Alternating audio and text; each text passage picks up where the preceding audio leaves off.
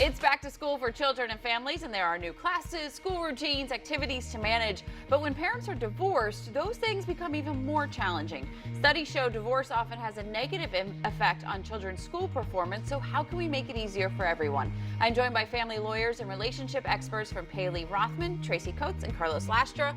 Welcome back. Thank you. Nice to be back. Always a stressful time. But Tracy, let's start with some of the challenges when it comes to divorced parents and back to school. Absolutely. So it is back to school time, and that time evokes a whole myriad of different emotions. Right. For example, my son's going into the 4th grade, and just the other day he's like, "Mommy, I'm so excited school starts." And as a parent, I'm sure many can relate to, I'm maybe more excited than you are to go back to school. But that's one end of the spectrum. You know, there's a whole host of, being scared, being nervous, being anxious. And I think those negative feelings sometimes, even in an ideal scenario, are heightened when you're going through the divorce process or shortly thereafter. So some of the tips that we like to give our clients, and they're really obvious ones, in terms of know what the parenting plan is, know what your access schedule is, because a lot of times it changes from the summertime access schedule into the academic year. One parent may have more time during one term and not enough during the other time.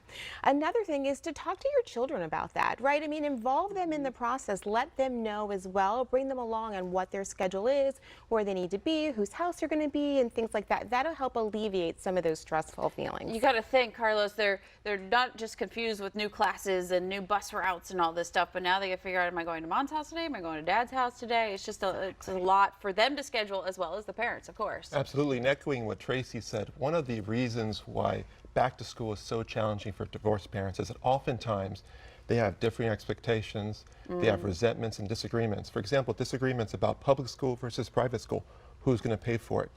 Disagreements on curriculum, disagreements on school districts, even college-bound kids. What's included beyond tuition is going to include books, extracurricular activities, things like that. I mean, is your kid going to be able to go to the big game at the Swamp this year? You know, Canes versus Gators? Well, you know. Are they going to miss out on that because their parents haven't been able to get their act together? And clarity is key.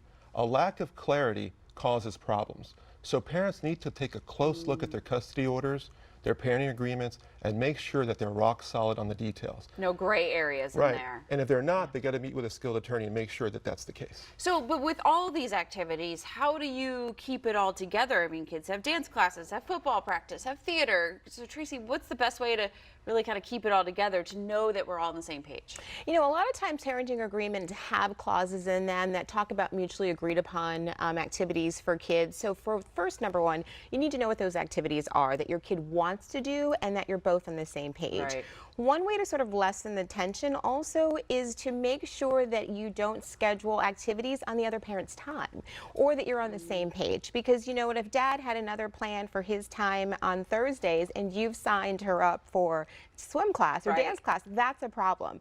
Another way is I interviewed a wonderful woman coming up this fall on my podcast, The Divorce Chronicles, and she has a company called Mighty and Bright. And what she has is pictorial magnetic calendars with little magnets to decipher where kids are going on particular days. And so that's brilliant. If you have some sort of a calendar or create one together, or there's lots of apps, or even Google Share calendars, which don't cost anything. That's what we do. We share our calendars on our phone. Exactly. Even kids, older kids, to have it on their phone so they have something so they can visualize where they're going. Yeah, take advantage of the technology. If there's a calendar, there's an app for it. Right, exactly. We have so many more incredible tips from Carlos and Tracy on our website, WUSA9.com/greatday. Check out Tracy at Divorce Chronicles. But thank you guys for being here and trying to help us with this transition time a little bit more. Great to see you. Thank you so much. Nice to see you.